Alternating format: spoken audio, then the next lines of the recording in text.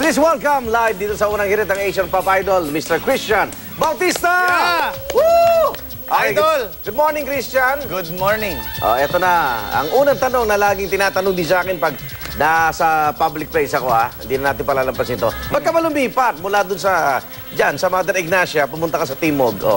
Yun. Siyempre, hindi isang sagot, madaling sagot yan. Pero through many years din naman, I'm very grateful, of course, to ABS for the 9 years. And I guess it comes in a person's life, no, in a career also, na parang sometimes a fresh start, a change, kailangan as well. And I'm very grateful also for GMA na this is the second time na talagang they offered. At talagang I really felt value, and I really felt na parang I can do something here na pwedeng stuff na hindi ko pa nagagawa before. So magkakaroon ng projects with acting, and then with hosting, and then connections hopefully sa Itbulaga, Indonesia, maybe. Ay, tama, oo. And maybe Arnold Clavio with Christian Bautista, you know, the show. Suki na Pwede rin yun. Okay, kilala ka sa pagkaroon ng clean image, di ba? Na iniidolo talaga ng mga kabataan. Pero kasabay niyan, nakikita ko rin minsan sexy, sexy, hunk. Kailangan paano, paano binabalanse yan? Yun, ako alam kong balanse yan. Ikaw, paano? Kita naman. Naman? Siyempre. Kailangan yan sa ating trabaho. Okay. Kailangan tayong mag-exercise, kailangan tayong kumain ng tama. Okay.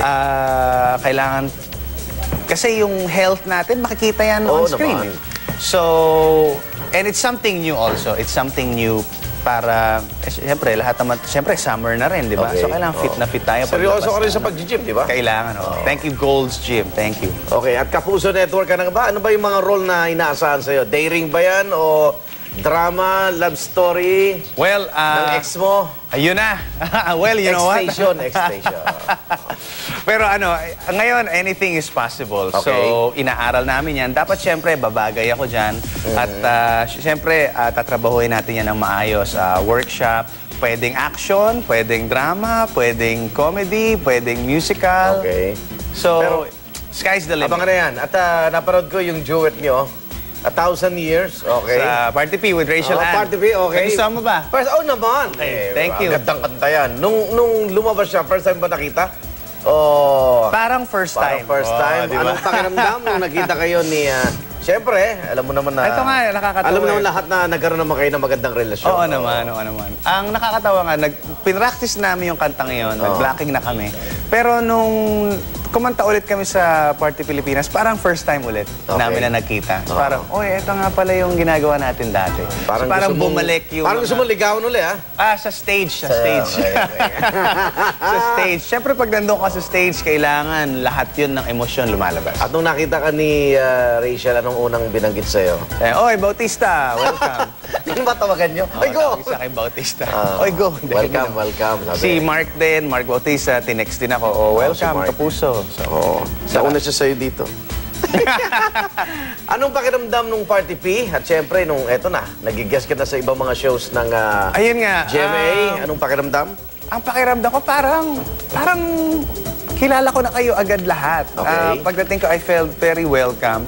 And yun nga, kasi all those years then before na nagpo-promote ako ng album sa show mo, or kahit dito, sa unang hirit, parang, nakatrabaho Hindi ka na maliligaw, di ba? Oo, nakatrabaho ko na sila. Pagdating ko sa Party Pilipinas, nakatrabaho ko na rin yung mga banda, and nakatrabaho ko na rin ibang mga artists sa ibang mga corporate shows. Parang barkada agad. Alam mo, nakakahanga sa'yo, hinahangaan ka rin sa ibang bansa sa Asia, di ba? Thank God. Napanood ko na yung sa kusina. Yung sa kusina, okay. Singapore yun? Indonesia? Singapore Kitchen Musical. Tapos kilala ka rin sa Indonesia. So far, so good. At ano ba mga international project mo na aabangan namin? Yun nga eh. That is the challenge. Ano ba yung Ayun. next na level? Sorpresa ba yan? Ngayon ba, hopefully, makatulong talaga yung mga projects na gagawin ko with GMA and hopefully madala natin yun. Pwede ba tayo mag-collaborate with other artists? Ano tayo Tapos Bulaga magsama-sama tayo tapos dali natin sa labas. Ganun eh. I mean, Asian power. ano na yan eh. Sa Asia na lahat Lumilit eh. na. Lumilit na Yes, siya. pumupunta na dito. Okay, ito naman. Kung kanta ang gagamitin, no? Sa status mo sa Facebook. May Facebook ka? Meron. Okay, kung kanta gagamitin sa status mo, ano yan? Anong kanta yan? Ano to? I never know what you see, but there's something in the way you look at me. Ba? Parang alam ko yan, ha? So it's Sige nga, my lagyan mo song nga ng na, nota yan. I never Pakikanta mo nga. know what you see, but there's something in the way you look at me. Yes, Ayun. kasi parang feel na feel ko ang pagmamahal Okay, dito hindi naman sa ako yan, ha? Kapuso. At sa'yo din. Sa'yo din. Ano daw pagkain gustong-gusto mo, Christian? Ayan, para doon sa mga welcome committee rito. Alam mo, Ay, hindi mo pinagsasawaan, ha? isa sa paborito ko nung bata pa ako, high school, college, hanggang Bistek Tagalog. Bistek. Bistek Tagalog. Aba, iba Sarap researcher yan. namin. Masarap Patitikman namin ka ng paborito mo. Mamaya,